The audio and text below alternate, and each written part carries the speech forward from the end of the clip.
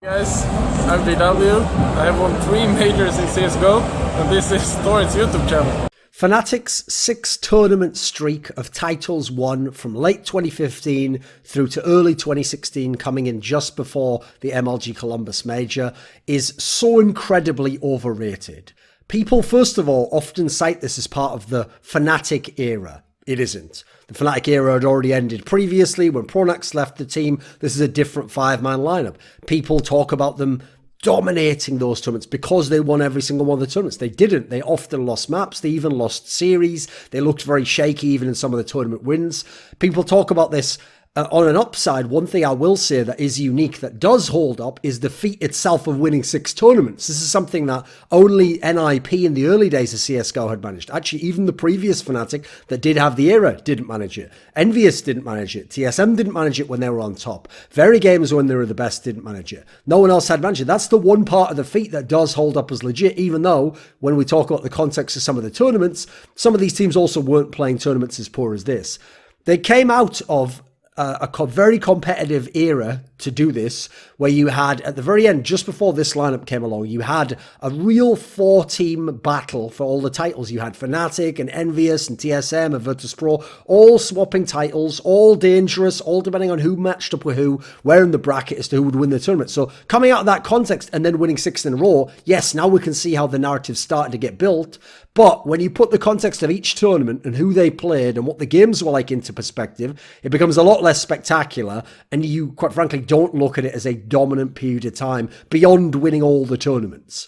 Now, the team itself, as I said, the FNATIC era had already ended. The FNATIC era ended at DreamHack Cluj-Napoca when they got bodied in the deciding map by Envious in the quarterfinals. Envious went on to win the title. FNATIC didn't even get top 4. That was one of only 2 LAN events that particular 5-man lineup had failed to ever get top 4 at. Funnily enough, the other one being another major, DreamHack winner 2014, when they won the series, but they had to forfeit to LDLC for whatever reasons because of the Olofmeister boost. Now, the last tournament for Pronax had been DreamHack Cluj-Napoca, and then in came Dennis, who replaced him. Now, first and foremost, this team had no clear in-game leader. Like, Flusher was trying it, but he'd already tried it previously with FNATIC and even given up at certain points in time when Pronax had been in the lineup. Dennis had a history of in-game leading, so some people thought maybe he would take over, but apparently he didn't enjoy it and didn't want to. Some of what kept this team together, I think, was what I dubbed the hangover effect, where you just had an in-game leader, you just had a great team, you just had a lot of things set up in place that worked to some degree, and so you just keep some of that even when the in-game leader's gone, and it's going to take a few months before all this stuff stops working, before you have to fully adapt, before other teams figure out new things that they force more adaptation out of you, and that's when you're going to need the in-game leader. And funnily enough, that's sort of when this FNATIC team stopped winning tournaments, really. Then you have to look at the fact that they had such strong individual players, and they just added one in terms of Dennis, who later on became a very strong individual player and already had a lot of promise when he'd been in G2, that their style already allowed a lot of freedom to Olofmeister, at one point in time the best player in the world, eventually became the best player in the world again in this team, to JW, that crazy wildcard player who can do anything and disrupt the opposition and make them think about him and pressure the map. It wasn't like this was an execute-heavy team or a tactical-heavy team and you were losing your in-game leader and therefore everything went out the window. No, you could retain some of that, and you had such fabulous individual players, numerous of them winners and great champions, that they sort of knew what to do in those situations. So let's look at the 6 tournaments. So we start out with the FACEIT Stage 3 Finals, also known as DreamHack Winter 2015. This was a big event. This had all the top teams in attendance, basically, of the elite teams. It was a very legit run as well. The squads that they beat, Virtus.pro in a best of 3, Luminosity, who we later found out were amazing and already had an exceptional Cinderella run at this tournament, was in the final. They had strong results throughout. Sure, they dropped their map to Virtus.pro and to Luminosity. Yeah, that's not the end of the world. Luminosity was a brand new lineup. Virtus.pro, still one of the hardest teams in the world to match up with for anyone. Then you go, though, so we've got the first event out of the way, that is very legit. Then you come to the next event, Fragbite Masters Season 3 LAN Finals. Now, this was not even as big as previous Fragbite Masters, where you'd had pretty much the number of the elite teams in attendance. It had already dropped in status. Remember, it was basically a European LAN. They weren't bringing in teams from North America because Fragbite wasn't running a Fragbite Masters tournament for North America. So that meant that at this tournament, first of all, FNATIC didn't even qualify online. They got an automatic invite from winning the exhibition showdown between the Season 3 and Season 4 winners. So they played TSM earlier in the year and won a best of 5 against them. Then you have no Na'Vi, one of the best teams in the world at this point in time. You have no Envious, arguably the best team in the world, would have been ranked number 1 at this point in time. You had no Virtus.pro, also a very strong team. You had no Cloud9, because they're North American. You had no Luminosity. Sure, they'd only just come up, but they're from the North American region in terms of where they were playing. So none of those teams. You had the question mark, which was the team formerly known as TSM, in the future to be known as Astralis. They were the only other strong team there on paper. NIP was there, but had already fallen off big time in the previous months and had, yes, it had the top 4 at the major beating question mark / TSM, but that was it. And they'd gotten crushed by Na'Vi there. The SK team who went there wasn't the Brazilian SK. This was the Danish team with Pimp and Freese and those guys. And they were not a top tier team. It's just that online they'd managed to qualify. Now, the run itself wasn't very strong at this tournament either. They lost a full best of 3 in 3 maps to NIP, getting absolutely blown out on cash. They beat the Danish SK in the lower bracket in 3 maps. Again, why is it 3 maps? Because FNATIC wasn't performing particularly dominantly, quite frankly. In the final, they beat NIP in 3 maps. And again, dropped another map to NIP. This time, at least, they beat them. But an NIP team that wasn't elite in the world. And after this, Alu left anyway. And that was the end of the NIP squad. They lost in total at this LAN 4 maps. Not particularly very good. It was only a 4-team double elimination tournament, like a little group that we have in GSL system. That's a lot of maps to lose, and not even that big a tournament with not even the best teams in attendance. Then we go to ESL ESEA Pro League Season 2 Finals, as it was called before they changed the branding to ESL Pro League only. This was a big event. Now, sure, it's online, so for example, Virtus.pro didn't qualify because they were terrible online, but that's not the fault of ESL. This was still a massive event with a lot of good teams there. The run, though, wasn't very dominant at this event for FNATIC. First of all, in the group stage, GSL group, they lost 0-2 to Envious, got swept. Envious had a great counter against them at the time with Apex entry fragging. In the final, they played against Na'Vi and they won 3-2. So they went all 5 maps, not very dominant. And 2 of FNATIC's map wins, the first 2 map wins, were incredibly close. Na'Vi was in great position in those games. And those were 16-14 close, narrow victories for FNATIC. So they absolutely could have lost this final. They didn't win it in dominant fashion. Generally, this tournament wasn't that dominant, even though it was a big event. Then we go to Star Series Season 14. For anyone confused, Season 14, didn't we just do Season 6? That's because they rebranded later on in time. At this point in time, we were going on the original ones. Funnily enough, it was done in Roman numerals back then. I noticed they use just like typical, whatever you'd call them, numbers. There you go, numbers. This was a big event. Now, unfortunately, it wasn't that sick a run, though. So again, in the group stage, FNATIC lost the best of 3, 0-2 to Envious. In the rest of the group stage, they dropped a map to the X-Titan. This is before they kicked existence. And that squad, if you remember, hadn't become G2 at this point in time. G2 was the squad that later became FaZe. And they lost a map to this team that was a very dysfunctional team, 16-14 on Inferno, because classically, existence lineups often got Inferno wins against FNATIC in history. They also dropped a map in the group stage to Team Question Mark, the future Astralis guys, getting absolutely banged out on Mirage. Then in the playoffs, in the semi-finals, they played against Luminosity, a very close 3-map series. This is the one where Luminosity on the 3rd map, Inferno, looked like they'd won the map. And they looked like they were going to go ahead and take go into the final, play against Na'Vi. But obviously, Dennis did that bullshit pissed around with the CZ. FNATIC did all sorts of crazy comeback shit, and they won the map 16-14 and went to the final, won the tournament. Now, in this particular series, they also got banged out on Mirage, this time by Luminosity.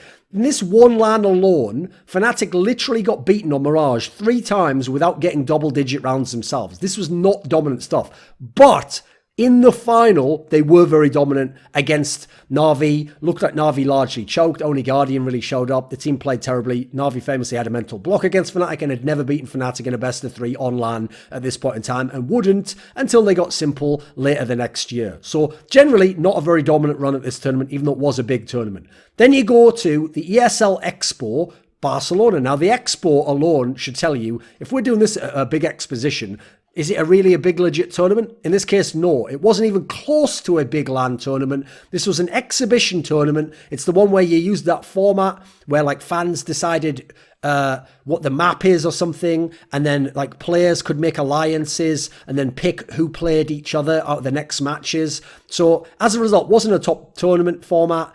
Wasn't a legit LAN. It was very much an exhibition. They had best of ones the whole way, picking opponents and maps, as I say. As a result, just as you saw with all of these tournaments using alliances, the lesser teams would make alliances to make sure that top teams played each other, so an elite team always got eliminated prior to the final if they could. So in this particular case, yeah, they had a strong run. They only lost one map, and that was to Envious on the opener on Train, but Envious got eliminated in 5th place, largely due to the system and the alliances, because people kept making FNATIC and Envious, the two top teams, play over and over again. So FNATIC took 2 of the 3 tournament lives that Envious had, and then I think it was maybe Astralis stole a map from FNATIC, and then that was it. That was the 3, stole a map from Envious, and then that was the 3 maps, and as a result, Envious was out in 5th place, and you had teams like Dignitas of MSL and Kirby, G2, which at the time was it G2? I think so, which is the FaZe players, and Astralis, and maybe I'm misremembering some of that. Maybe G2 was already the French guys. I think it might have already been the French players of Existence Norm, and Astralis. All teams Envious was better than and higher ranked than, and would probably beat in a best of 3 on LAN, all got to place above Envious. Therefore, in the final, it's not really a final, it was just for tournament lives, FNATIC was playing Team Question Mark, Astralis, whatever they were called at this point in time. So legit run by FNATIC, but not a very legit tournament. And that finally, the last tournament, the 6th tournament, the IM10 World Championship. This was a big tournament. This was a very legit tournament. This was also a very legit run, but not without road bumps. So in the group stage, FNATIC lost to Luminosity. In the semi-finals, they played Astralis. It was a 3-map semi-final, but to be fair, it was very, very late at night, so both teams weren't in the best condition. FNATIC also could have closed it out 2-0, but didn't. They lost the cash game after having a big lead, and therefore Astralis came back. They lost the map overall. In the final, it was sort of a close final, and it was sort of a dominant final, because on the one hand, FNATIC won 3-0 in a best of 5. That's dominant on one level.